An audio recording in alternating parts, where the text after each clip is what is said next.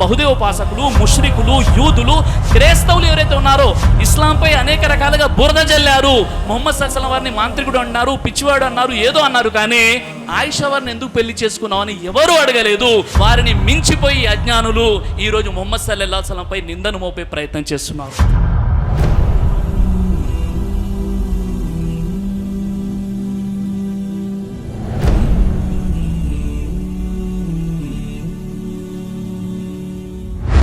అల్హమ్దులిల్లాహి వహదా వస్సలాతు వస్సలాము అలా మల్లా నబియ బాదా అమ్మా బాద్ అఊదు బిల్లాహి మినష్ షైతానిర్ రజీం బిస్మిల్లాహిర్ రహ్మానిర్ రహీం అన్నబియ్యు ఔలా బిల్ ముమినీన మిన్ అన్ఫుసిహిం రబ్బిష్రహ్ లీ సద్రీ వయస్సిర్ లీ అమ్రీ వహలుల్ ఉఖ్దతం మిన్ లిసానీ యఫ్ఖహూ ఖౌలీ. అనంత కరుణామయుడు, అపార కృపాశీలుడు, ఆయన చక్రవర్తి, ఎంతో పరిశుద్ధుడు, సురక్షితుడు, శాంతి ప్రదాత, సంరక్షకుడు, సర్వాధికుడు, సర్వోత్తముడు, సజీవుడు, నిత్యుడు, అనంతుడు, అగోచరుడు, జీవిత సహచరి లేనివాడు, తల్లి, తండ్రి, కుమారుడు, కుమార్తెలు అనే సంసారిక సుఖ దుఃఖాలు వర్తించని పరమ పవిత్రుడు అల్లాహ్ సృష్టి వ్యూహాన్ని రచించేవాడు, దానిని అమలుపరిచేవాడు, ఆపై దాని ప్రకారం రూపకల్పన చేసేవాడు, విశ్వవిఖ్యాత నైతిక సార్వభౌముడు, కాలగతినే మార్చివేసిన శూరుడు, ప్రపంచ విప్లవాల్లో అత్యద్భుతమైన విప్లవాన్ని లేవదీసిన మేటి యోధుడు, మూఢ జనాన్ని మహాజ్ఞానులుగా మార్చివేసిన అద్వితీయ సంస్కర్త, బానిసలను పాలకులుగా మార్చిన అనుపమ ప్రతిభాశాలి, జీవనదాయక ఇస్లాం సందేశాన్ని మానవాళికి అందజేసిన మానవ మహోపకారి, విశ్వ ప్రవక్తల నాయకుడు, సత్యవంతుడు, విశ్వసనీయుడు, నిజాయితీపరుడు, కరికంబలిధారి, హరిత గుమ్మట వాసి, అంతిమ దైవ ప్రవక్త, జగద్గురువు, రహ్మతలిల్ ఆలమీన్, ఖాతమన్ నబీయీన్, ఇమాముల్ అంబియా ముహమ్మదు రసూలుల్లాహ్ సల్లల్లాహు అలైహి వసల్లం వారిపై అల్లాహ్ యొక్క శాంతి, కారుణ్యం మరియు శుభాలు వర్షించుగాక. అల్లాహుమ్మ సల్లి అలా ముహమ్మద్ వా అలా అలి ముహమ్మద్ వబారిక్ వసల్లి. నేను ముందుగా మనందరి సృష్టికర్త అయినటువంటి అల్లాహ్కు సహస్రాది కృతజ్ఞత అభివందనాలు తెలుపుకున్నాను. ఎందుకంటే మహనీయ ముహమ్మద్ రసూలుల్లాహ్ సల్లల్లాహు అలైహి వసల్లం వారి జీవితానికి సంబంధించి ఈరోజు ఏదైతే ముహమ్మద్ సల్లల్లాహు అలైహి వసల్లం వారి యొక్క వైవాహిక జీవితానికి సంబంధించి ఎవరైతే అజ్ఞానులు అనుచిత వ్యాఖ్యలు చేస్తున్నారో వారికి జవాబుగా నేలపై నిండు చంద్రుడు ముహమ్మద్ సల్లల్లాహు అలైహి వసల్లం అనే అంశాన్ని ఏర్పాటు చేసుకొని ఇక్కడ మనమంతా కూడా సమావేశమయ్యేటటువంటి అవకాశాన్ని అల్లాహ్ మనందరికీ ప్రసాదించాడు. కాబట్టి నేను ముందుగా మనందరి సృష్టికర్త అయినటువంటి అల్లాహకు సహస్రాది కృతజ్ఞత అభివందనాలు తెలుపుకుంటున్నాను. సోదర మహాశయులారా, సోదరీమణులారా, మిమ్మల్ని అందరినీ కూడా నేను ఇస్లామీయ పద్ధతిలో ఆహ్వానిస్తున్నాను. అస్సలాము అలైకుం వరహ్మతుల్లాహి వబరకాతు. దీని అర్థం సకల లోకాల సృష్టికర్త అయినటువంటి అల్లాహ్ యొక్క శాంతి, కారుణ్యం మరియు శుభాలు మీ అందరి జీవితాలపై వర్షించుగాక. ఆమీన్ యా రబ్బుల్ ఆలమీన్. సోదర మహాశయులారా, ఈరోజు మనం చూస్తున్నాం అంతిమ దైవ ప్రవక్త, హృదయాల విజేత, కారుణ్యమూర్తి ముహమ్మదు రసూలుల్లాహ్ సల్లల్లాహు అలైహి వసల్లం వారిపై ఎవరైతే అజ్ఞానులు తమ అజ్ఞానం కారణంగా, తమ స్వార్థం కారణంగా ఏదైతే అనుచిత వ్యాఖ్యలు చేస్తున్నారో ఇది మొదటిసారి ఎంత మాత్రం కాదు, అనేక సందర్భాలలో తమ తమ వైఫల్యాలను కప్పిపుచ్చుకోవడానికి మతపరమైనటువంటి అంశాలను చర్చించేటటువంటి ప్రయత్నం అనునిత్యం చేస్తూనే ఉన్నారు. సోదర మహాశయులారా, దైవ ప్రవక్త ముహమ్మదు రసూలుల్లాహ్ సల్లల్లాహు అలైహి వసల్లం యొక్క ఉమ్మతిగా మన బాధ్యత ఏంటి? ఈరోజు మనమంతా కూడా ముస్లింలము, దైవ విధేయులము. ఈ ఉమ్మతులో పుట్టడానికి ఎంతో ప్రవక్తలు పరితపించారు. రేపు ఖియామత్ రోజు దైవ ప్రవక్త ముహమ్మదు రసూలుల్లాహ్ సల్లల్లాహు అలైహి వసల్లం వారికి జన్నతీలుగా సిఫారసు చేసేటటువంటి ఒక అనుమతి కూడా మొట్టమొదటిగా దైవ ప్రవక్త ముహమ్మద్ రసూలుల్లాహ్ సల్లల్లాహు అలైహి వసల్లం వారికి ఇవ్వడం జరుగుతుంది. ఏ ఆయత్ అయితే నేను మీ ముందు పఠించానో సూరే అల్ హజాబ్ సూర నంబర్ 33 ఆయత నంబర్ 6లో దైవం తెలియజేస్తున్నాడు, అన్ నబియు ఔలా బిల్ ముమినీన మిన్ అన్ఫుసిహిం. విశ్వాసులకు తమ ప్రాణాల కంటే ఎక్కువ ముహమ్మద్ సల్లల్లాహు అలైహి వసల్లం వారు అని దైవం స్వతహాగా ఖురాను గ్రంథంలో తెలియజేస్తున్నాడు. ఇక్కడ ఉన్నటువంటి ముస్లింలు మాత్రమే కాదు, ఈ ప్రపంచంలో ఉన్న రమారమి 200 కోట్ల మంది ముస్లింల ప్రాణాల కంటే ఎక్కువ గౌరవం ఎవరిది అంటే ముహమ్మద్ రసూలుల్లాహ్ సల్లల్లాహు అలైహి వసల్లం వారిది. సహీ బుఖారీ హదీస్ నంబర్ 15 అనస్ రదియల్లాహు అన్హు వారి ఉల్లేఖనం ప్రకారంగా దైవ ప్రవక్త ముహమ్మద్ సల్లల్లాహు అలైహి వసల్లం వారు తెలియజేశారు, మీలో మీ తండ్రి కంటే, మీ సంతానము కంటే, సమస్త మానవుల కంటే నన్ను ఎక్కువగా ఇష్టపడనంత వరకు మీలో విశ్వాసము లేదు అని దైవ ప్రవక్త ముహమ్మద్ సల్లల్లాహు అలైహి వసల్లం వారు తెలియజేశారు. కాబట్టి ఇక్కడ ఉన్నటువంటి ముస్లింలు ఎవరైతే ఉన్నారో, ఈ వీడియో ఎవరైతే వింటున్నారో, చూస్తున్నారో, ఆ ముస్లిం సోదర సోదరిమలందరూ కూడా తెలుసుకోవాలి, ప్రవక్త ముహమ్మద్ సల్లల్లాహు అలైహి వసల్లం వారు తండ్రి కంటే, సంతానము కంటే, సమస్త మానవాళి కంటే ఎక్కువగా ఒక ముస్లిం ప్రేమించనంత వరకు, అంగీకరించనంత వరకు అతడు ముస్లింగా పరిగణించబడాడు. హజరత్ అబ్దుల్లా ఇబ్నే హిషామ్ రదియల్లాహు అన్హు వారు ఉల్లేఖిస్తున్నారు, సహీ బుఖారీలో హదీస్ నంబర్ 6257ని కాస్త మనం పరిశీలించినట్లయితే అబ్దుల్లా ఇబ్నే హిషామ్ రదియల్లాహు అన్హు వారి ఉల్లేఖన ప్రకారంగా, మేము దైవ ప్రవక్త ముహమ్మద్ సల్లల్లాహు అలైహి వసల్లం వారితో పాటు ఉన్నాము. అప్పుడు దైవ ప్రవక్త ముహమ్మద్ సల్లల్లాహు అలైహి వసల్లం వారు హజరత్ ఉమర్ బిన్ ఖత్తాబ్ రదియల్లాహు అన్హు వారి యొక్క చెయ్యి పట్టుకొని ఉన్నారు.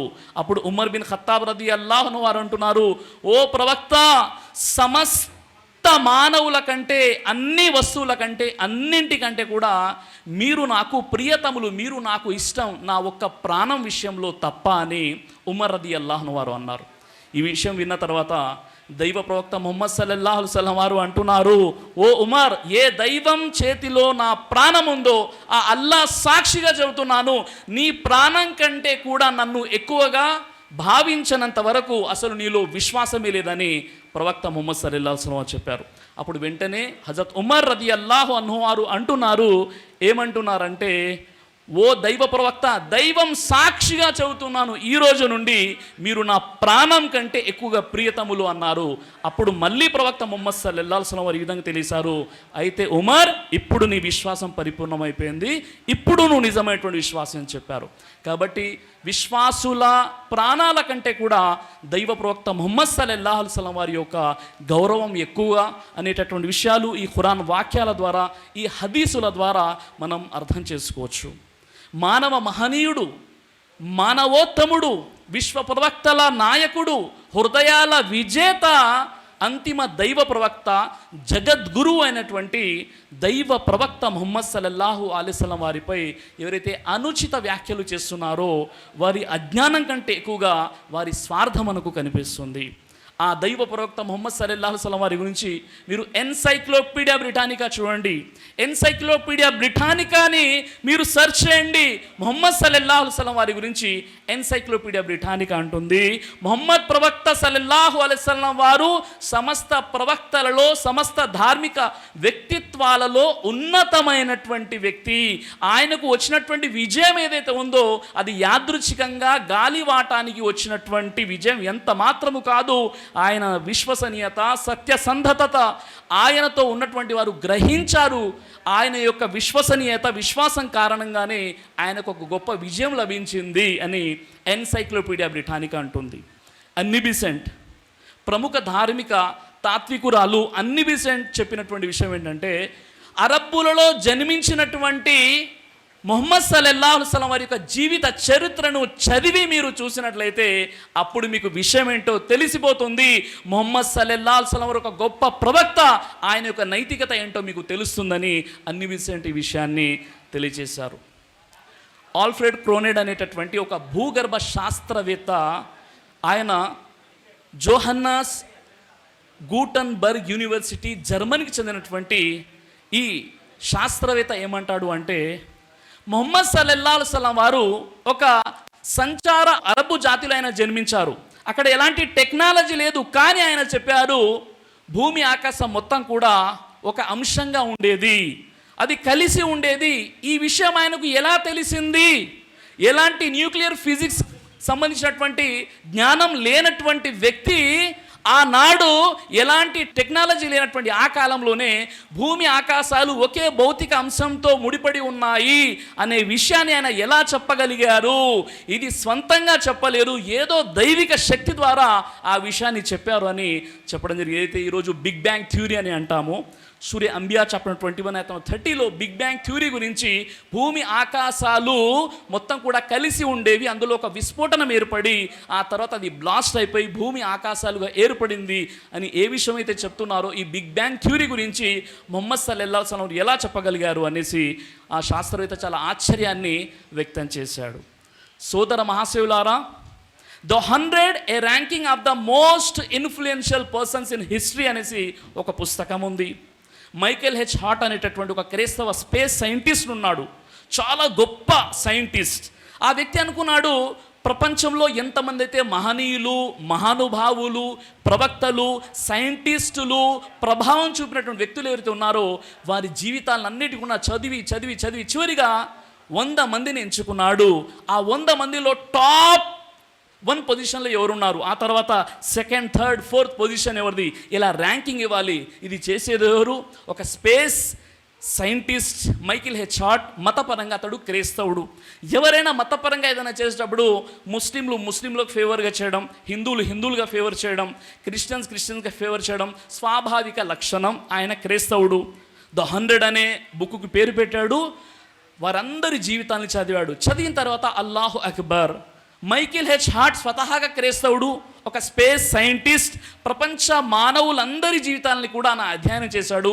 అందులో రాజులు ఉన్నారు, ప్రవక్తలు ఉన్నారు, మహనీయులు ఉన్నారు, మహానుభావులు ఉన్నారు, గొప్ప గొప్ప వ్యక్తులు ఉన్నారు. ఆ వ్యక్తులు ఎలాంటి శాసనాలను నిర్మించారు, వారి యొక్క గొప్పతనం ఏంటి, ఆ బుక్లో అతడు తెలియచేయాలనుకున్నాడు. మొదటి పేరు ఎవరికి ఇవ్వాలి?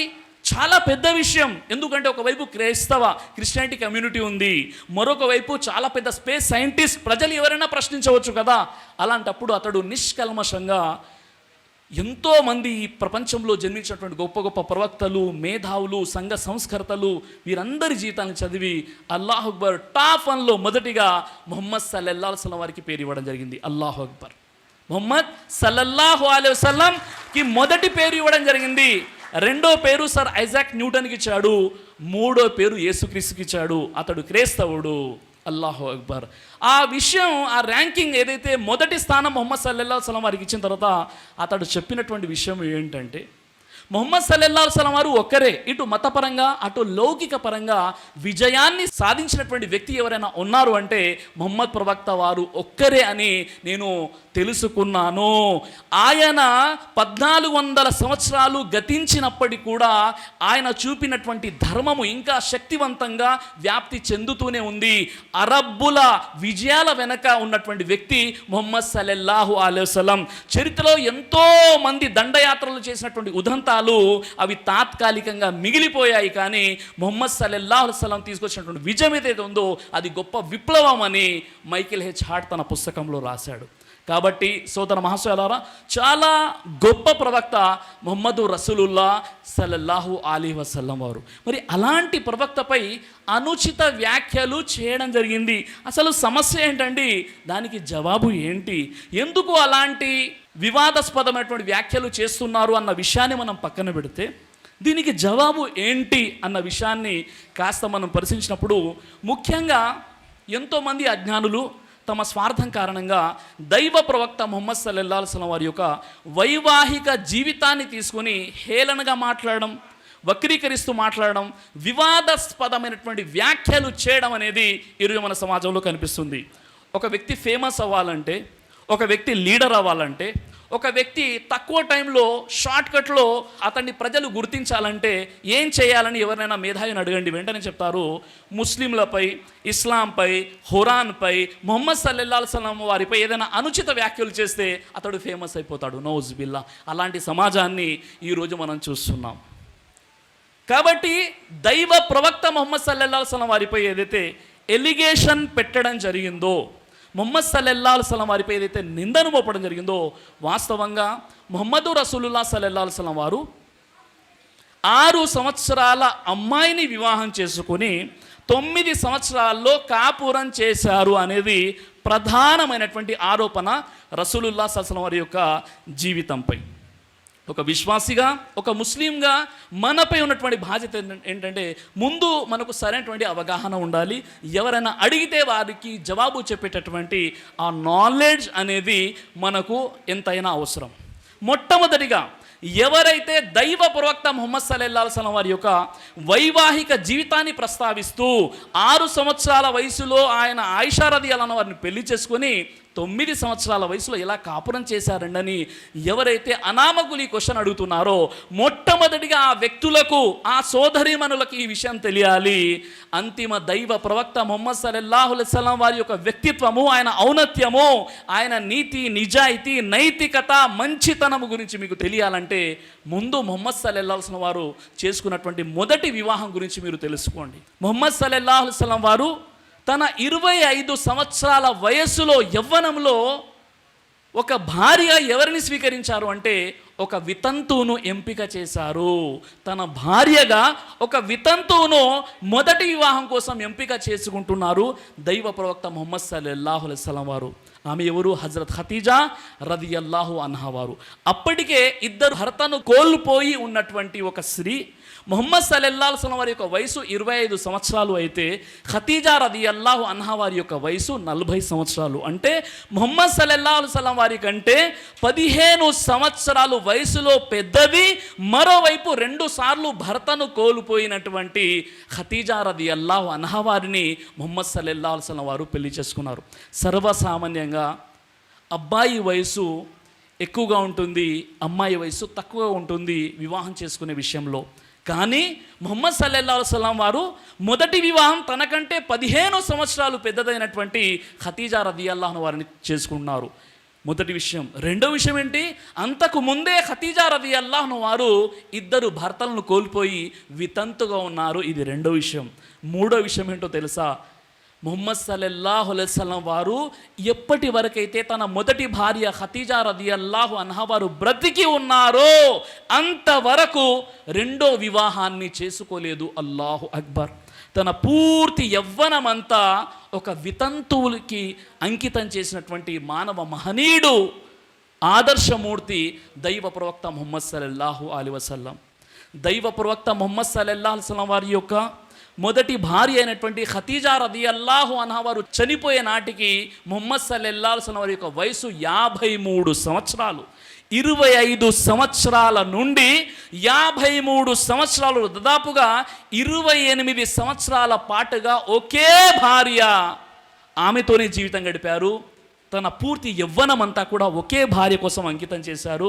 ఎప్పుడైతే ముహమ్మద్ సల్లల్లాహు అలైహి వసల్లం వారి యొక్క భార్య ఖతీజా వారు చనిపోయారో అప్పుడు ఖతీజా రదియల్లాహు అన్హా వారి యొక్క వయసు సుమారు 68 సంవత్సరాలు. అల్లాహు అక్బర్. 68 సంవత్సరాల ఖతీజా వారు చనిపోతే అప్పటి వరకు కూడా దాదాపుగా 28 సంవత్సరాల పాటు ఒకే భార్యతో జీవితం గడిపినటువంటి ఆదర్శమూర్తి దైవ ప్రవక్త ముహమ్మద్ సల్లల్లాహు అలైహి వసల్లం. అప్పటికి దైవ ప్రవక్త వారి యొక్క వయసు 53 సంవత్సరాలు. సోదరులారా, కోరికలు అనేవి యవ్వనంలోనే ఉంటాయి కదా. 50 సంవత్సరాల తర్వాత ఎవరికైనా కోరికలు ఉంటాయా? తన కోరికలన్నిటినీ కూడా ఒక వితంతురాలు, అంతకు ముందే 2 భర్తలను కోల్పోయినటువంటి ఖతీజా రదియల్లాహు అన్హా వారికి అంకితం చేసినటువంటి మానవ మహనీయుడు ముహమ్మదు రసూలుల్లాహ్ సల్లల్లాహు అలైహి వసల్లం. అయితే ఎవరైతే ఈరోజు వివాదాస్పదమైనటువంటి వ్యాఖ్యలు చేస్తున్నారో వారికి ఈ విషయం తెలియాలి.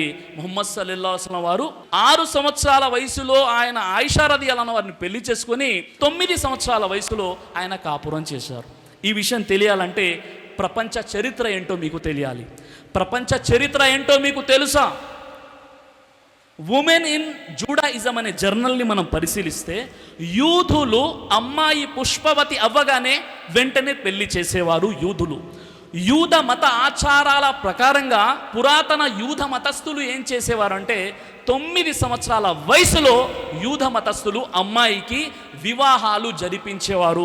యూద మత గ్రంథమైనటువంటి తాల్మూదులో అమ్మాయి యొక్క వివాహ కనిష్ట వయసు 12 సంవత్సరాలు, అబ్బాయి యొక్క వివాహ కనిష్ట వయసు 14 సంవత్సరాలు. మీరు క్రిస్టియన్స్ ఎవరైతే క్రైస్తవులు ఉన్నారో క్రిస్టియన్స్ రాయల్స్ని, క్రిస్టియన్ కింగ్స్ని, అదేవిధంగా క్రిస్టియన్ నోబుల్ పర్సనాలిటీస్ ఎవరైతే ఉన్నారో, క్రైస్తవ రాజులు, క్రైస్తవ చక్రవర్తులు, క్రైస్తవులు గొప్ప వ్యక్తులుగా పరిగణించబడినటువంటి వ్యక్తుల చరిత్ర ఈరోజు మీకు గూగుల్లో కూడా ఉంది, కావాలంటే మీరు వెతికి చూడండి. కింగ్ రిచర్డ్ II అనేటటువంటి క్రైస్తవ రాజు 30 సంవత్సరాల వయసులో ఫ్రెంచ్ యువరాణి అయినటువంటి ఇసాబెల్లాను వివాహం చేసుకున్నారు. అప్పుడు ఆయన వయసు 30 సంవత్సరాలు అయితే ఇసాబెల్లా యొక్క వయసు 7 సంవత్సరాలు. 7 సంవత్సరాల రాణిని ఆయన పెళ్లి చేసుకున్నాడు. చరిత్ర మనకు సాక్ష్యం ఇస్తుంది. రోమన్స్ కింగ్ II మీరు కనుక చూసినట్లయితే, రోమన్ కింగ్స్ II ఇటలీ రాజు యొక్క కుమార్తెను పెళ్లి చేసుకున్నాడు. ఆ కుమార్తె యొక్క వయసు ఎంతో తెలుసా? 3 సంవత్సరాల వయసు ఉన్నటువంటి ఒక అమ్మాయిని రోమన్స్ II అనేటటువంటి రాజు వివాహం చేసుకున్నాడు. చరిత్ర మీకు సాక్ష్యం ఇస్తుంది. క్యాథలిక్ ఎన్సైక్లోపీడియాని మీరు చూసినట్లయితే, క్యాథలిక్ ఎన్సైక్లోపీడియా కథనం ప్రకారంగా అమ్మాయి యొక్క కనిష్ట వివాహ వయస్సు కేవలం 13 సంవత్సరాలు మాత్రమే. సైకాలజీ అండ్ హ్యూమన్ సెక్సువాలిటీ అనే జర్నల్ని మీరు పరిశీలించినట్లయితే, క్రైస్తవుల్లో అమ్మాయి యొక్క కనిష్ట వివాహ వయసు 12 సంవత్సరాలు మాత్రమే. అంతకంటే ముందు వారు 7 సంవత్సరాల వయసులో అమ్మాయికి వివాహాలు చేసేవారు. ఆ తర్వాత 12 సంవత్సరాలుగా దాన్ని తీర్మానం చేయడం జరిగింది. ఇటలీలో చర్చెస్ ఏవైతే ఉన్నాయో, చర్చిలో పాస్టర్స్ సైతము 7 సంవత్సరాల అమ్మాయికి, 10 సంవత్సరాల అమ్మాయికి చట్టబద్ధంగా వివాహాలు జరిపించేవారు. అయితే సోదరులారా, 16వ శతాబ్దంలో క్రైస్తవులకు ఒక కౌన్సిల్ ఏర్పాటు చేశారు. వివిధ క్రైస్తవ పాస్టర్స్, ఫాదర్స్ అందరూ కూడా వచ్చేసారు. వారు చెప్పారు, అమ్మాయి యొక్క వయసు 12 సంవత్సరాల నుండి 20 సంవత్సరాలు చేయాలి, అబ్బాయి యొక్క వయసు 24 చేయాలన్నప్పుడు అధిక శాతం మెజారిటీ వారు ఏం చెప్పారంటే, మీరు ఈ విధంగా అమ్మాయి వయసును పెంచినట్లయితే వ్యభిచారం విపరీతంగా పెరిగిపోతుంది అనేసి చివరికి 16వ శతాబ్దంలో కూడా కనిష్ట వివాహ వయసు 12 సంవత్సరాలుగానే వారు తీర్మానించడం జరిగింది. అంతెందుకు సోదర మహాశివులారా, ఇటలీలో 1929 వరకు ఎన్నైతే అక్కడ చర్చెస్ ఉన్నాయో, ఆ చర్చెస్లో కూడా 12 సంవత్సరాల వయసులోనే అమ్మాయిలకు వివాహాలు జరిపించేవారు. అయితే మన భారతదేశంలో ప్రస్తుతం అమ్మాయి వయసు 18 సంవత్సరాలు, అబ్బాయి వయసు 21 సంవత్సరాలు ఉండాలి. ఏ ముస్లిం అయినా లేదండి మాకు అమ్మాయి ప్యూబరిటీ అవ్వగానే, అంటే అమ్మాయి పుష్పవతి అవ్వగానే, రజస్వల అవ్వగానే మేము మా పిల్లలకు వివాహాలు జరిపిస్తామని భారతదేశంలో ఉన్నటువంటి 29 స్టేట్స్లో ఏ స్టేట్లో ఉన్నటువంటి ముస్లింలు కూడా ఇంతవరకు అప్పీల్ చేసుకోలేదు, కోర్టు మెట్లు ఎక్కలేదు. వారందరూ కూడా చెప్పారు, ఇండియన్ కాన్స్టిట్యూషన్, భారత రాజ్యాంగం చట్టం ప్రకారంగానే మేము మా అమ్మాయిల వివాహాలు జరిపిస్తామని ఇక్కడ ఉన్నటువంటి రాజ్యాంగానికి కట్టుబడి ఉన్నారు. ఎవరు? ఇక్కడ ఉన్నటువంటి ముస్లిం సోదరులు. చూడండి, గతంలో ఎవరైతే రాజులు ఉన్నారో, ఎవరైతే పెద్ద వ్యక్తులుగా చలామణి అయినటువంటి వారు ఉన్నారో, వీరంతా కూడా అమ్మాయి యొక్క వివాహ కనిష్ట వయస్సు ఇన్ని సంవత్సరాలు ఉండాలి అని ఏ విషయాన్ని కొలమానంగా చేసుకొని చెప్పారు. వారి యొక్క కొలమానం ఏంటి? అవునండి, అమ్మాయి పుట్టిన తర్వాత ఇన్ని సంవత్సరాలకు వివాహం జరిపించాలని వారు ఏ కొలమానాన్ని ఆధారంగా తీసుకొని చెప్పారంటే ఎవరి దగ్గర సమాధానం లేదు. కానీ ఎలాంటి టెక్నాలజీ లేనప్పుడు అంతిమ దైవ గ్రంథం అటువంటి దివ్య ఖురాన్ చెబుతుంది అమ్మాయికి వివాహం ఎప్పుడు జరిపించాలో. మీరు వెళ్ళి ఖురాన్ చదవండి. ఖురాన్లో సూర నిసా సూర 4 ఆయత్ నంబర్ 6లో తండ్రి లేని బిడ్డలు పెళ్ళీడు వయసుకు వచ్చే వరకు వారిని మీరు తీర్చిదిద్దుతూ పరీక్షిస్తూ ఉండండి అని, ఒక అమ్మాయి యుక్త వయసు వచ్చే వరకు, ప్యూబరిటీ, బులూగత్ అనే పదం వాడమని. బులూగత్ అంటే పుష్పవతి అయ్యే వరకు, రజస్వల అయ్యే వరకు, ప్యూబరిటీ స్థాయికి వచ్చే వరకు కూడా అమ్మాయిని మీరు పరీక్షిస్తూ ఉండండి, అమ్మాయిని మీరు తీర్చిదిద్దుతూ ఉండండి అని 1400 సంవత్సరాల క్రితం ఎలాంటి టెక్నాలజీ లేని కాలంలోనే అమ్మాయి పుష్పవతి అయిపోయిన తర్వాత ఆమెకు వివాహం మీరు జరిపించండి అని అల్లాహ్ సుబ్హానహు వ తఆలా ఖురాన్లో తెలియజేశాడు. ఈరోజు ఎవరైతే చట్టాలు ఇంతకుముందు చేసుకున్నారో వారు ఏ కొలమానం ప్రకారంగా చెప్పారు? 3 సంవత్సరాల వయసులో, 7 సంవత్సరాల వయసులో, 6 సంవత్సరాల వయసులో ఏదైతే రాజులు పెళ్లిళ్ళు చేసుకున్నారో వారి యొక్క కొలమానం ఏంటంటే ఏది కూడా లేదు. అల్లాహు అక్బర్. ఆయిషా రదియల్లాహు అన్హా వారు ఎప్పుడైతే ఆమె రజస్వల అయిపోయిన తర్వాతే మొహమ్మద్ సల్లం వారి ఇంటికి కాపురానికి వెళ్ళారు. అంటే 1400 సంవత్సరాల క్రితం ఇంత సైంటిఫిక్గా చాలా అద్భుతంగా చెప్పినటువంటి ధర్మం ఇస్లాం ధర్మం. అయితే చూడండి, అమ్మాయి యొక్క వివాహం విషయంలో అమ్మాయి యొక్క కనిష్ట వివాహ వయసు అనేది ఒక్కో దేశంలో ఒక్కో విధంగా ఉంటుంది. ఇప్పుడు ఉదాహరణకి మీరు స్పెయిన్ చూడండి, చైనా చూడండి, అదేవిధంగా కెనడా చూడండి. ఇప్పుడు చట్టబద్ధంగా ఇప్పుడు 21వ శతాబ్దంలో అక్కడ 16 సంవత్సరాలు అమ్మాయి వివాహం యొక్క వయసు, కనిష్ట వివాహ వయసు 16 సంవత్సరాలు. అంటే మన భారతదేశంలో 18 సంవత్సరాలు. అంటే మన భారతదేశం దృష్టిలో కెనడా, స్పెయిన్, చైనా దేశాలు తప్పు చేస్తున్నాయా అని అర్థం చేసుకోవాలి. ఎందుకు 2 సంవత్సరాలు తక్కువ కదండి, 16 సంవత్సరాలకి ఇక్కడ పెళ్ళిళ్ళు చేసుకోవాలని చట్టబద్ధంగా అక్కడ తీర్మానించడం జరిగిందంటే ఒక్కో దేశంలో ఒక్కో విధమైనటువంటి చట్టాలు మనకు కనిపిస్తున్నాయి. కొన్ని చట్టాలను తీసుకొచ్చేసి ఇది తప్పు అని చెప్తే అది మన మూర్ఖత్వం అవుతుంది. ఉదాహరణకి ఇప్పుడు మన భారతదేశంలో అమ్మాయి యొక్క కనిష్ట వివాహ వయసు 18 సంవత్సరాలు, అబ్బాయి 21. ఈ విషయాన్ని మీరు ఒక్కసారి పరిశీలించినట్లయితే 1929వ సంవత్సరంలో మన భారతదేశాన్ని బ్రిటిష్ వారు ఎప్పుడైతే పరిపాలిస్తున్నారో అప్పుడు అమ్మాయి యొక్క కనిష్ట వివాహ వయస్సు ఎంతో తెలుసా? 14 సంవత్సరాల వయసులో ఇక్కడ వివాహాలు జరిపించేవారు. అల్లాహు అక్బర్. అలాగే ఎప్పుడైతే మనకు భారతదేశంలో స్వాతంత్రం వచ్చిందో ఆ తర్వాత 1949లో 1 సంవత్సరం పెంచారు. అమ్మాయి కనిష్ట వివాహ వయసు 14 నుండి 15 సంవత్సరాలు చేశారు. ఆ తర్వాత 1978లో అమ్మాయి యొక్క వయసు 15 సంవత్సరాల నుండి 18 సంవత్సరాలుగా చేయడం జరిగింది. అంటే కేవలం మీరు ఒక 80-90 సంవత్సరాల క్రితం పరిస్థితిని చూసినట్లయితే అమ్మాయి 15 సంవత్సరాలకు 14 సంవత్సరాలకు చట్టబద్ధంగా ఇక్కడ వివాహాలు జరిగితే బుద్ధి వివేకాలు ఉన్నటువంటి వారు, మానసిక స్థితి సరిగ్గా ఉన్నవారు ఎవరైనా 1400 సంవత్సరాల క్రితం మొహమ్మద్ సల్లం వారు 9 సంవత్సరాల వయసులో కాపురం చేసినటువంటి విషయానికి ఎవరైనా కంపేర్ చేసి పోల్చి చెప్తారా? ఒక్కసారి మీరు మీ యొక్క ఆత్మ పరిశీలన మరియు ప్రక్షాళన చేసుకోండి. సోదర మహాశివులారా, 1886లోని అంటే నేటికి 136 సంవత్సరాల క్రితం అమెరికాలోని అమ్మాయి యొక్క కనిష్ట వివాహ వయసు ఎంతో తెలుసా? 10 సంవత్సరాలు. అమెరికాలోని నేటికి 136 సంవత్సరాల క్రితం అంటే 1886లో అక్కడ అమ్మాయికి ఉన్నటువంటి వివాహ కనిష్ట వయసు 10 సంవత్సరాలు. అమెరికాలోని డేలావేర్ రాష్ట్రంలో 1886లో అమ్మాయి యొక్క కనిష్ట వివాహ వయసు 7 సంవత్సరాలు. ఈరోజు 21వ శతాబ్దంలో కూడా తల్లిదండ్రుల అనుమతి ఉంటే మెక్సికో సిటీలో 12 సంవత్సరాల వయసులో అమ్మాయి పెళ్లి చేసుకోవచ్చు. ఈరోజు కూడా ఈ 21వ శతాబ్దంలో అగ్రరాజ్యమైనటువంటి అమెరికాలోని కాలిఫోర్నియా దేశంలో తల్లిదండ్రుల అనుమతి ఉంటే అమ్మాయి 12 సంవత్సరాల వయసులో వివాహం చేసుకోవచ్చు. ఈరోజు కూడా ఈ 21వ శతాబ్దంలోని సౌత్ అమెరికాలోని బోలివియా దేశంలో 14 సంవత్సరాల వయసులో అమ్మాయి పెళ్లి చేసుకోవచ్చు తల్లిదండ్రుల అనుమతి లేకున్నా. ఈ 21వ శతాబ్దంలో ఈరోజు కూడా సౌత్ అమెరికాలోని ఉరుగ్వేలో 12 సంవత్సరాలు ఉంటే అమ్మాయి వివాహం చేసుకోవచ్చు. ఈరోజు కూడా ఈ 21 సెంచరీలో కూడా 12 సంవత్సరాల వయసులో అమ్మాయిలకు వివాహాలు జరుగుతుంటే నేటికి 1400 సంవత్సరాల క్రితం 9 సంవత్సరాల ఆయిషా రదియల్లాహు అన్హా వారితో మొహమ్మద్ సల్లం వారు కాపురం చేశారు అని ఏదైతే వక్రీకరించి మాట్లాడుతున్నారో వాస్తవంగా కనీస అవగాహన ఉందా? బుద్ధి వివేకాలు ఉన్నాయా వీరికి? ఒక్కసారి ఆలోచించండి. చూడండి, సౌదీ అరబ్లో విపరీతమైనటువంటి టెంపరేచర్ వేడి ఉంటుందన్నమాట. సైన్స్ ఏమంటుందంటే ఎవరైతే తమ తెలివితేటల్లో ఆలోచనల్లో అసాధారణమైనటువంటి మానసిక పరిపక్వత ఉంటుందో వారి బ్రెయిన్తో పాటు వారి శరీర ఎదుగుదల కూడా ఉంటుంది. దీన్నే సైంటిఫిక్ టెర్మినాలజీ ప్రీకాషస్ అని అంటారనమాట. ఈ ప్రీకాషస్ అంటే ఏంది అంటే ఎవరైతే తమ యొక్క ఎదుగుదలలో మానసిక పరిపక్వతతో పాటు వారు శారీరకంగా కూడా ఎదుగుదల అనేది ఉంటుంది. సుభానల్లా, అల్లా పరిశుద్ధుడు.